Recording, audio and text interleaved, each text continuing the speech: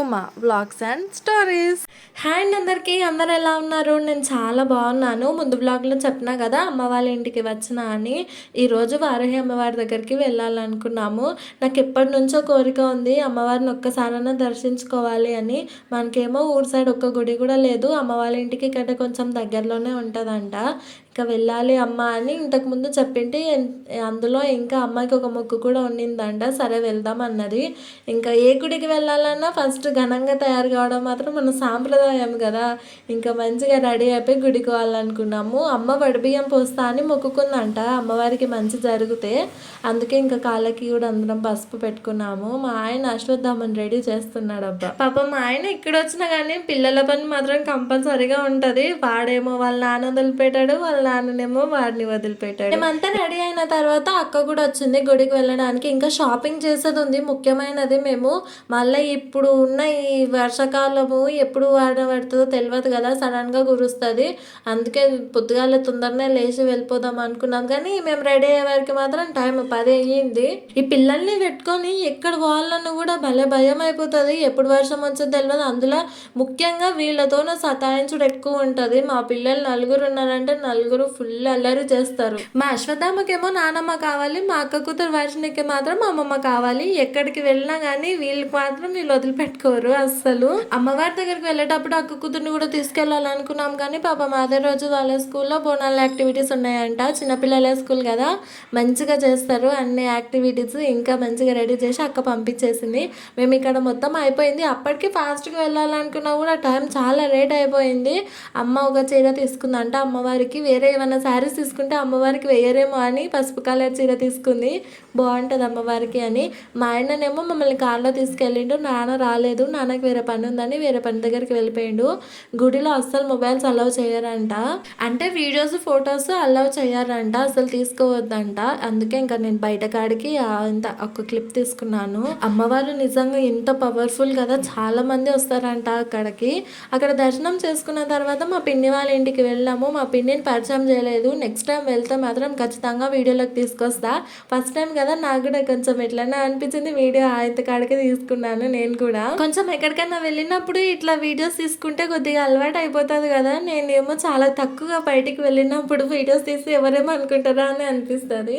ఇంకా పిన్ని వాళ్ళ ఇంటి దగ్గర ఉండి కొద్దిసేపు టైంపాస్ చేసి ఇంకా మా ఇంటికి వచ్చేసినాము. అమ్మవారి దగ్గర నిమ్మకాయలు ఇచ్చిర్రు.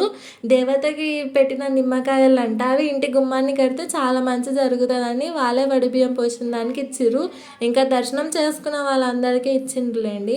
దర్శనం మాత్రం చాలా మంచిగా జరిగింది. నిజం చెప్పాలంటే నాకు అమ్మవారిని చూస్తుంటే నిజంగా కళ్ళతో నీళ్ళు తిరిగినాయి. ఎందుకో తెలీదు. కోరిక మాత్రం మనస్ఫూర్తిగా కోరుకుంటే ఖచ్చితంగా నెరవేరుతుందంట. చాలా మంది వస్తారంట కదా వారాహి అమ్మవారి దగ్గరికి. నేను వెళ్ళడం కూడా ఇదే ఫస్ట్ టైం, ఎప్పుడు వెళ్ళలేదు ఈ దేవత గుడికి. ఇంటికి వచ్చినాకనేమో ఇంకా మళ్ళీ రెడీ అయిపోయినాం బయటికి పోనీకే. ఇంటి దగ్గర ఉంటే జర టైంపాస్ కాదు కదా.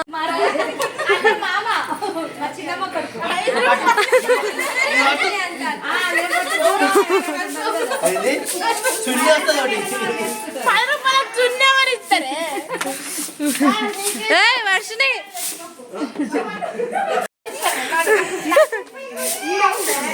ఎప్పుడు వీడియో తీసుకుంటా అట్లుంటుంది మా మామది మా అక్కది కొట్లాట. వాళ్ళ మధ్యలో నేను పోయినాను ఖచ్చితంగా ఇరుక్కుపోతాను. వాళ్ళు పెద్ద Tom and Jerry's.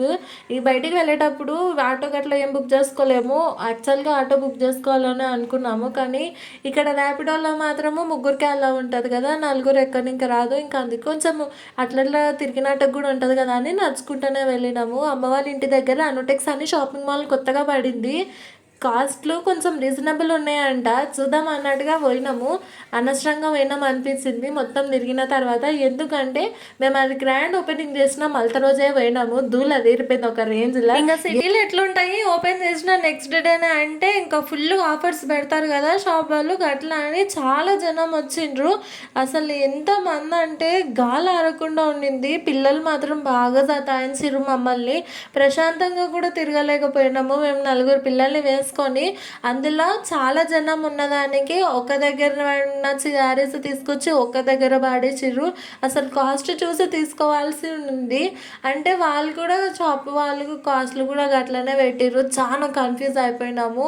900కి 3 saris, 700కి 3 saris, 1000కి 3 saris ఈ విధంగా పెడితే తీసుకున్న వాళ్ళకి కూడా చాలా కష్టంగా ఉంటుంది కదా.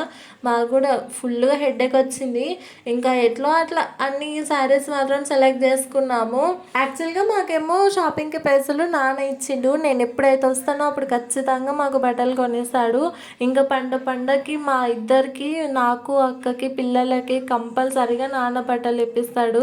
ప్రతిసారైనా అంతే మా నాన్న. ఈసారి కూడా అమ్మమ్మ వచ్చింది కదా, ఇంకా అమ్మ, నాకు, అక్కకి, అమ్మమ్మకి నలుగురికి ఇస్తే మేము షాపింగ్ వచ్చేసినాము.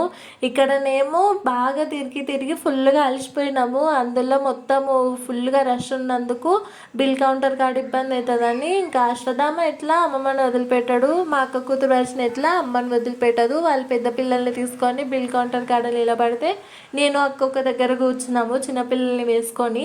అక్కడ అయిపోయిన తర్వాత మళ్ళీ జూడియోకి వచ్చినాము. అక్కడ పిల్లల బట్టలు అసలు ఏం బాగాలేకుండే. అందులో కాస్ట్ కూడా చాలా విపరీతంగా ఉంది. మన ఉమెన్స్కి మాత్రం అస్సలకి సెట్ కాదు ఆ షాపింగ్ మాల్. మేము ఎప్పుడు బట్టలు తీసుకోవాలన్నా వాడికి మాత్రం జూడియోలోనే తీసుకుంటాము. అక్కడనే కొంచెం బాగుంటాయి. ఇంకా ఫిక్స్డ్ రేట్ అనమాట. షర్ట్ 400, ప్యాంటు 600, 1000 వన్ పని ఖతం. ఇంకా అశ్వితకేమో అక్కడ సెట్ కాదు. అందులో కాస్ట్ కూడా చాలా విపరీతంగా ఉంటాయి. ఓన్లీ సింపుల్గా ఒక కాటన్ డ్రెస్ ఉంటే దానికే 600, 700 ఉంటుంది. పాపకి మాత్రం మేము ఎప్పుడైనా వేరే షాప్లో తీసుకుంటాము. 4 years అయింది కదా మా మ్యారేజ్ అయ్యి. ఇంకా ప్రతిసారి పండుగ వచ్చినప్పుడల్లా డాడీ మనీ ఇవ్వడం, మేము షాపింగ్ చేయడం ఒక అట్లా అలవాటు అయిపోయింది. మేము తీసుకోవాలనుకుంటే షాపింగ్ మాల్కి వెళ్తాము నేను అక్క. పిల్లలకి కొనాలనుకుంటే మాత్రం జూడియోలో తీసుకుంటాము. అశ్వితకి మా అక్క కూతురు వర్షినికి మాత్రం సపరేట్గా వేరే షాప్కి తీసుకుంటాము. ఇవన్నీ ఇంకా చూసి పెట్టుకున్నాం. బట్టలు కొనాలంటే డైరెక్ట్ ఇంకా అవే షాప్లకు వెళ్ళిపోవడము. అక్కడిక్కడ వెతికేది ఏం ఉండదు. మేము ఇక్కడికి వచ్చినప్పుడల్లా అయినా సరే ఎక్కువ వరకు షాపింగ్ ఇక్కడ జూడియోలోనే ఇంట్లో సరుకులు చేసుకొని పోతాము. ఆడ ఇంకా నార్మల్గా నూనె ప్యాకెట్, ఆవాలు ఈ విధంగా తీసుకుంటాము. ఎవరు తీసుకుందిలే మీకే తీసుకుంది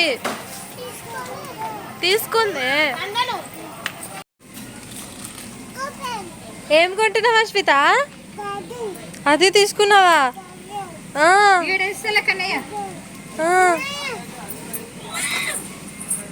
అశ్విత ఏడికి వచ్చినావు?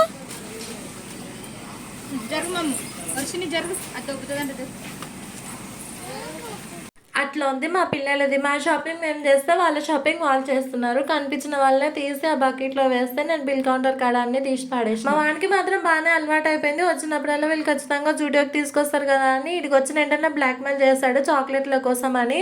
వర్షనైనా అంతే. ఇక్కడ ఏమైందంటే అమ్మ పిల్లల కోసం అని అది ట్రాలీ ఇచ్చింది. మా అశ్వత్థామ వర్షని ఏం చేసిర్రు, దాని దగ్గర నుంచి గుంజుకొని వాళ్ళు సపరేట్గా ఆడుతుంటే ఈమె కోపంతోనే నిలబడింది. అసలు నా దగ్గర నుంచి మీరు ఎట్లు గుంజుకపోయినంత సీరియస్గా చూస్తుంది వాళ్ళిద్దరిని. అశ్వితకు మాత్రం ఇంత చిన్న ఉన్నా కానీ ఫుల్గా కోపం ఉంటుంది. ఆ పాపకి ఎట్లా తగ్గియాలనో అర్థం కాదు. బాగా కొట్లాడిపోతుంది వాళ్ళ దగ్గర. ఎవరి దగ్గరనైనా సరే ఆమెకు నచ్చిన వస్తువు ఒక మనిషి తీసుకోవద్దు, ఆ విధంగా చేస్తుంది. బాగానే మెల్ట్ చేసింది. ఇక్కడ నవ్వుకుంటే నిలబడింది. స్టూడియోలో ఆఫర్స్ ఉంటాయి కాబట్టి చాలా వరకు పప్పులు ఏమున్నా ఇక్కడ నుంచే తీసుకుంటాం మేము. మెయిన్ ముఖ్యంగా చూసుకుంటే అన్నింటికన్నా జీలకర్ర కొంచెం కాస్ట్ తక్కువగా అనిపిస్తుంది. ఆరెంజ్ సోన్ పాపిడి